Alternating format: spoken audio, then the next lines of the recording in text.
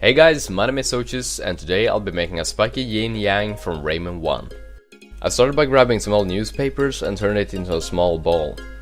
It's just an easy way to get the correct size and shape without wasting a lot of other materials. It's also a good tip if you don't have any other materials. After coating it with paper mache, I began applying the clay. I think it just looks a lot better in the end, plus it gets more durable.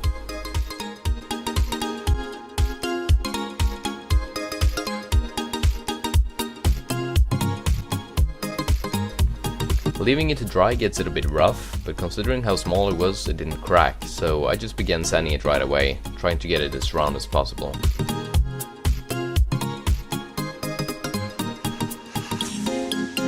I think one of the trickier parts was trying to sketch out the details. I realized that a yin and yang sign in 3D actually looks exactly like the pattern on a tennis ball.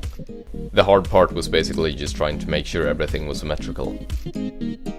Now that I had pretty much everything sketched up, I created the little mouth of the ball, that's a weird sentence, by making a thin circle of clay, and then I smudged out the edges to make it blend in with the rest of the ball.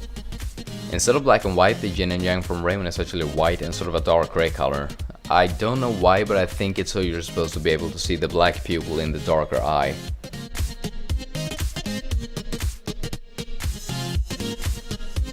If you look at the in-game sprite, you can see that the Yin-Yang has a little bit of a twinkle in its eyes. So I used one of my tools that I don't have the slightest clue what it's called and booped a little white paint on it. I wasn't really sure if I was gonna make the spike out of wood or clay, but I figured that if I made it out of clay, it would just end up breaking. So instead I just cropped a piece of wood to the right length, then sanded it into a cone shape, and it worked surprisingly well.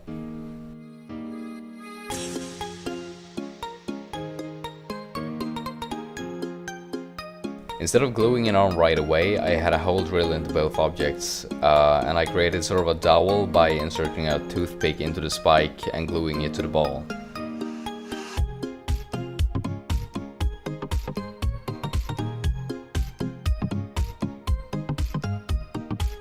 As you can see, I also added a tiny bit of clay underneath, and that was just to fill out the space in between once I attached it.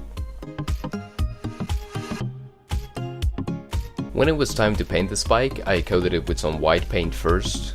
I think it was so that the silver paint wouldn't shine through and you can see the wood underneath. As I got to the lower end, I covered the surrounding area with tape just to make sure it didn't get silver paint on the gray area. It didn't work. The final step was adding a few coats of glaze.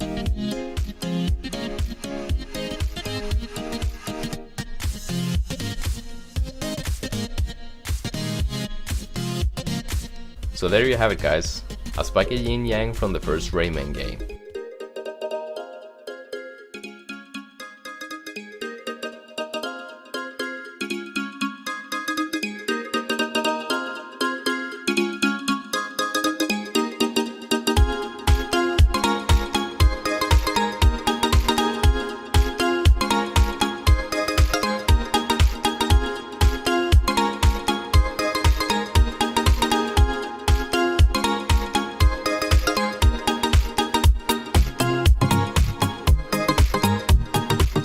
So that's the end of that video.